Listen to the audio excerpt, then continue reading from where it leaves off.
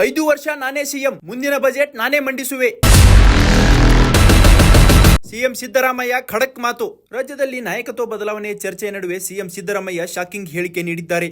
CM ಬದಲಾವಣೆ ಮಾಡಲು ಒತ್ತಡ ಹೇರುವ ನಿಟ್ಟಿನಲ್ಲಿ ದೆಹಲಿಗೆ ತೆರಳುವ ಶಾಸಕರ ಟೀಮ್ಗೂ ಖಡಕ್ ಸಂದೇಶ ರವಾನಿಸಿದ್ದಾರೆ. 5 ವರ್ಷ ನಾನೇ ಸಿಎಂ, ಮುಂದಿನ ಬಜೆಟ್ ನಾನೇ ಮಂಡಿಸುತ್ತೇನೆ ಎಂದು ಖಡಕ್ ಆಗಿ ಸಿದ್ದರಾಮಯ್ಯ ಪುನರುಚ್ಚರಿಸಿದ್ದಾರೆ.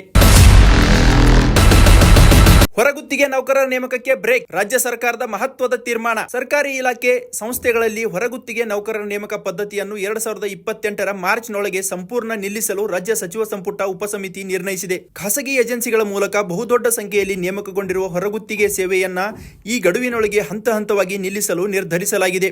ಈ ತೀರ್ಮಾನದಿಂದ ಸರ್ಕಾರದ ಬೊಕ್ಕಸಕ್ಕೆ ವಾರ್ಷಿಕ ಹೆಚ್ಚುವರಿ 10,000 ಕೋಟಿ ರೂಪಾಯಿ ಆರ್ಥಿಕ ಹೊರೆ ಬೀಳುವ ಅಂದಾಜು ಮಾಡಲಾಗಿದೆ. ನಿತೀಶ್ ಸಂಪುಟ ಕ್ರಿಮಿನಲ್ಗಳಿಂದಲೇ ತುಂಬಿದೆ. ಪ್ರಶಾಂತ್ ಕಿಶೋರ್ ಆರೋಪ. ಗುರುವಾರ ಪ್ರಮಾಣವಚನ ಸ್ವೀಕರಿಸಿದ ಬಿಹಾರ ಮುಖ್ಯಮಂತ್ರಿ ನಿತೀಶ್ ಕುಮಾರ್ ಅವರ ಹೊಸ ಸಂಪುಟದಲ್ಲಿ ಭ್ರಷ್ಟರು ಮತ್ತು ಕ್ರಿಮಿನಲ್ಗಳೇ ತುಂಬಿ ತುಳುಕುತ್ತಿದ್ದಾರೆ. ಈ ಸಚಿವರ ಮಂಡಳಿಯು ಬಿಹಾರದ ಜನರಿಗೆ ಮುಖಕ್ಕೆ ಹೊಡೆದಂತಿದೆ. ಹಲವಾರು ಭ್ರಷ್ಟ ನಾಯಕರನ್ನ ಸೇರಿಸಿಕೊಂಡಿರುವುದು ಗಾಯದ ಮೇಲೆ ಉಪ್ಪು ಸುರಿದಂತೆ ಎಂದು ಜನಸುರಾಜ್ ಪಕ್ಷದ ಸಂಸ್ಥಾಪಕ ಪ್ರಶಾಂತ್ ಕಿಶೋರ್ ಆರೋಪಿಸಿದ್ದಾರೆ. ಇಂಥವರನ್ನ ಸಂಪುಟಕ್ಕೆ ಸೇರಿಸಿಕೊಂಡಿರುವುದನ್ನು ನೋಡಿದಾಗ ಪ್ರಧಾನಿ ನರೇಂದ್ರ ಮೋದಿ, ಕೇಂದ್ರ ಗೃಹ ಸಚಿವ ಅಮಿತ್ ಶಾ ಮತ್ತು ಮುಖ್ಯಮಂತ್ರಿ ನಿತೀಶ್ ಕುಮಾರ್ ಬಿಹಾರದ ಬಗ್ಗೆ ಕಿಂಚಿತ್ತೂ ಕಾಳಜಿ ವಹಿಸುವುದಿಲ್ಲ ಎಂಬುದನ್ನು ತೋರಿಸುತ್ತದೆ ಎಂದು ವಾಗ್ದಾಳಿ ನಡೆಸಿದ್ದಾರೆ.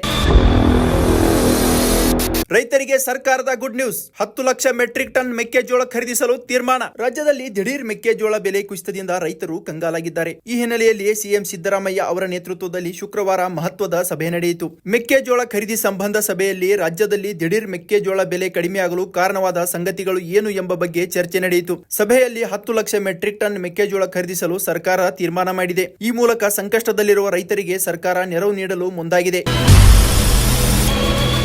ಸಿದ್ದರಾಮಯ್ಯನವರಿಗೆ ಶುಭವಾಗಲಿ, 5 ವರ್ಷ ಪೂರ್ಣಗೊಳಿಸಲಿ. ಡಿಸಿಎಂ ಡಿಕೆ ಶಿವಕುಮಾರ್ ಅಚ್ಚರಿ ಹೇಳಿಕೆ. ನನ್ನ ರಕ್ತದಲ್ಲಿ ಗುಂಪುಗಾರಿಕೆ ಇಲ್ಲ. ನಾನು ಯಾವುದೇ ಬಣದ ನಾಯಕ ಅಲ್ಲ. ನಾನು 140 ಜನ ಶಾಸಕರ ಅಧ್ಯಕ್ಷ ಎಂದು ಡಿಸಿಎಂ ಡಿಕೆ ಶಿವಕುಮಾರ್ ಹೇಳಿದ್ದಾರೆ. ನಗರದಲ್ಲಿಂದು ಮಾಧ್ಯಮಗಳೊಂದಿಗೆ ಮಾತನಾಡಿದ ಅವರು ಸಂಪುಟ ಪುನಾರಚನೆಯ ಬಗ್ಗೆ ಸಿಎಂ ಹೇಳಿದ್ದರು. ಈ ಕಾರಣಕ್ಕೆ ಅವರು ಮಂತ್ರಿ ಸ್ಥಾನ ಕೇಳಲು ದೆಹಲಿಗೆ ಹೋಗಿರಬಹುದು. ಶಾಸಕರು ಮಂತ್ರಿ ಸ್ಥಾನಕ್ಕೆ ಬೇಡಿಕೆ ಇಡುವುದು ಸಾಮಾನ್ಯ. ಇದೇ ಕಾರಣಕ್ಕೆ ಹೈಕಮಾಂಡ್ ನಾಯಕರನ್ನ ಭೇಟಿಯಾಗಲು ಹೋದರೆ ತಪ್ಪೇನು ಎಂದು ಪ್ರಶ್ನಿಸಿದ್ದಾರೆ. ಈ ಹಿಂದೆ ಕೆಲ ಶಾಸಕರು ಮುಖ್ಯಮಂತ್ರಿ ಸಿದ್ದರಾಮಯ್ಯ ಜೊತೆ ದೆಹಲಿಗೆ ಹೋಗಿದ್ದರು. ನಾನು ಯಾರನ್ನು ದೆಹಲಿಗೆ ಕರೆದುಕೊಂಡು ಹೋಗಿಲ್ಲ ಎಂದು ಡಿಸಿಎಂ ಡಿಕೆ ಶಿವಕುಮಾರ್ ತಿಳಿಸಿದ್ದಾರೆ. ನಾನೇ 5 ವರ್ಷ ಸಿಎಂ ಎಂದು ಸಿದ್ದರಾಮಯ್ಯ ಹೇಳಿದ್ದಾರೆ. ಅವರಿಗೆ ಆಲ್ ದಿ ಬೆಸ್ಟ್. ನಾವೆಲ್ಲರೂ ಒಗ್ಗಟ್ಟಾಗಿ ಕೆಲಸ ಮಾಡುತ್ತೇವೆ ಎಂದು ಹೇಳುವ ಮೂಲಕ ಶಿವಕುಮಾರ್ ಮತ್ತೊಮ್ಮೆ ಒಗ್ಗಟ್ಟಿನ ಮಂತ್ರ ಜಪಿಸಿದ್ದಾರೆ. ಚಿನ್ನ ಕಳ್ಳತನದ ಕೇಸ್ನಲ್ಲಿ ಟಿಟಿಬಿ ಮಾಜಿ ಅಧ್ಯಕ್ಷ ಅರೆಸ್ಟ್. ಶಬರಿಮಲೆ ಅಯ್ಯಪ್ಪ ಸ್ವಾಮಿ ದೇಗುಲದ ಗರ್ಭಗುಡಿಯ ಬಾಗಿಲು ದ್ವಾರಪಾಲಕ ವಿಗ್ರಹಗಳ ಚಿನ್ನಲೇಪಿತ ಕವಚಗಳಿಗೆ ಕನ್ನ ಹಾಕಿದ ಪ್ರಕರಣಕ್ಕೆ ಸಂಬಂಧಿಸಿದಂತೆ ತಿರುವಾಂಕೂರು ದೇವಸ್ವಾಂ ಮಂಡಳಿಯ ಟಿಟಿಬಿ ಮಾಜಿ ಅಧ್ಯಕ್ಷ ಎ ಪದ್ಮಕುಮಾರ್ ಅವರನ್ನ ವಿಶೇಷ ತನಿಖಾ ತಂಡದ ಎಸ್ಐಟಿ ಅಧಿಕಾರಿಗಳು ಗುರುವಾರ ಬಂಧಿಸಿದ್ದಾರೆ. ಸಿಪಿಎಂ ಪಕ್ಷದ ಮಾಜಿ ಶಾಸಕರು ಆಗಿರುವ ಇವರು 2019ರಲ್ಲಿ ಕವಚಗಳನ್ನು ಮರುಲೇಪನಕ್ಕಾಗಿ ಬೆಂಗಳೂರಿನ ಉನ್ನಿಕೃಷ್ಣನ್ ಪೊಟ್ಟಿಗೆ ಹಸ್ತಾಂತರಿಸುವಾಗ ಟಿಟಿಬಿಯ ಅಧ್ಯಕ್ಷರಾಗಿದ್ದರು. ಸಂಚಾರ ನಿಯಮ ಉಲ್ಲಂಘನೆ. ವಾಹನ ಸವಾರರಿಗೆ ಸರ್ಕಾರದ ಗುಡ್ ನ್ಯೂಸ್.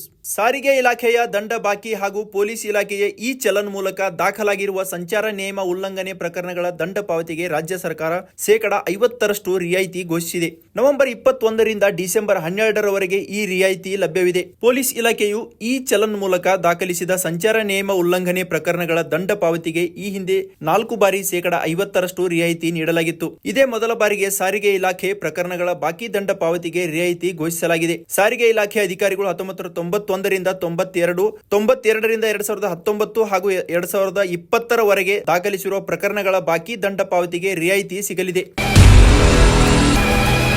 ಎಸ್ಐಆರ್ ರಾಜ್ಯದ ಜನರ ಮೇಲೆ ಹೇರುವುದನ್ನ ನಿಲ್ಲಿಸಿ. ಚುನಾವಣಾ ಆಯೋಗಕ್ಕೆ ಮಮತಾ ಪತ್ರ. ಪಶ್ಚಿಮ ಬಂಗಾಳದಲ್ಲಿ ಚುನಾವಣಾ ರೋಲ್ಗಳ ವಿಶೇಷ ತೀವ್ರ ಪರಿಷ್ಕರಣೆ ವಿಚಾರವಾಗಿ ಮುಖ್ಯಮಂತ್ರಿ ಮಮತಾ ಬ್ಯಾನರ್ಜಿ ಮುಖ್ಯ ಚುನಾವಣಾ ಆಯುಕ್ತರಿಗೆ ಪತ್ರ ಬರೆದು ಗಂಭೀರ ಕಳವಳ ವ್ಯಕ್ತಪಡಿಸಿದ್ದಾರೆ. ಎಸ್ಐಆರ್ ಪ್ರಕ್ರಿಯೆಯನ್ನ ರಾಜ್ಯದ ಜನರ ಮೇಲೆ ಹೇರಲಾಗುತ್ತಿದೆ. ಅಲ್ಲದೆ ಅದನ್ನು ನಡೆಸಲಾಗುತ್ತಿರುವ ರೀತಿಯ ಬಗ್ಗೆಯೂ ಅವರು ಆಕ್ಷೇಪ ವ್ಯಕ್ತಪಡಿಸಿದ್ದಾರೆ. ಈ ಪ್ರಕ್ರಿಯೆಯನ್ನ ಅಧಿಕಾರಿಗಳು ಮತ್ತು ನಾಗರಿಕರ ಮೇಲೆ ಹೇರುತ್ತಿರುವ ರೀತಿ ಯೋಜಿತವಲ್ಲ. ಇದೊಂದು ಅಪಾಯಕಾರಿಯಾದ ನಡೆಯಾಗಿದೆ. ಮೂಲಭೂತ ಸಿದ್ಧತೆ, ಸೂಕ್ತ ಯೋಜನೆ ಅಥವಾ ಸ್ಪಷ್ಟ ಸಂವಹನದ ಕೊರತೆಯು ಮೊದಲ ದಿನದಿಂದಲೇ ಈ ಪ್ರಕ್ರಿಯೆಯನ್ನ ಕುಗ್ಗಿಸಿದೆ ಎಂದು ಮಮತಾ ಆತಂಕ ವ್ಯಕ್ತಪಡಿಸಿದ್ದಾರೆ. ಇನ್ನಷ್ಟು ಹೆಚ್ಚಿನದನ್ನು ಕೇಳಿದರೆ ನನ್ನಷ್ಟು ದುರಾಶೆಯವರು ಯಾರೂ ಇಲ್ಲ ಅನಿಸುತ್ತೆ. ಚಿರಾಗ್ ಪಾಸ್ವಾನ್. 2021ರಲ್ಲಿ ನನ್ನ ಸುತ್ತಲೂ ಒಬ್ಬ ವ್ಯಕ್ತಿಯೂ ಇರಲಿಲ್ಲ. ನನ್ನ ಪಕ್ಷ ವಿಭಜನೆ ಆಯಿತು. 2024ರಲ್ಲಿ ಪ್ರಧಾನಿ ನರೇಂದ್ರ ಮೋದಿ ನಮ್ಮ ಪಕ್ಷದ ಮೇಲೆ ನಂಬಿಕೆ ಇಟ್ಟು ಲೋಕಸಭಾ ಚುನಾವಣೆಯಲ್ಲಿ ಸ್ಪರ್ಧಿಸಲು 5 ಸ್ಥಾನಗಳನ್ನ ನೀಡಿದರು. ನಾವು ಆ ಎಲ್ಲ 5 ಸ್ಥಾನಗಳನ್ನ ಗೆದ್ದಿದ್ದೇವೆ. ನಾನು ಈಗ ಮೈತ್ರಿಕೂಟದಿಂದ ಹೆಚ್ಚಿನದನ್ನು ಕೇಳಿದರೆ ಯಾರೂ ನನ್ನಷ್ಟು ದುರಾಸೆಯವರಾಗಿರುವುದಿಲ್ಲ ಎಂದು ಕೇಂದ್ರ ಸಚಿವ ಚಿರಾಗ್ ಪಾಸ್ವಾನ್ ಹೇಳಿದ್ದಾರೆ.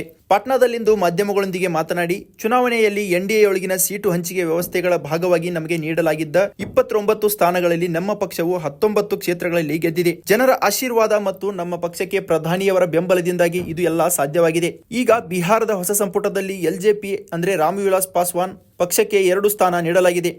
ಇಷ್ಟು ಸಾಕು ಎನ್ನುವ ಮೂಲಕ ಉಪಮುಖ್ಯಮಂತ್ರಿ ಹುದ್ದೆ ಬೇಡಿಕೆಯನ್ನ ಚಿರಾಗ್ ಪಾಸ್ವಾನ್ ತಳ್ಳಿ ಹಾಕಿದ್ದಾರೆ.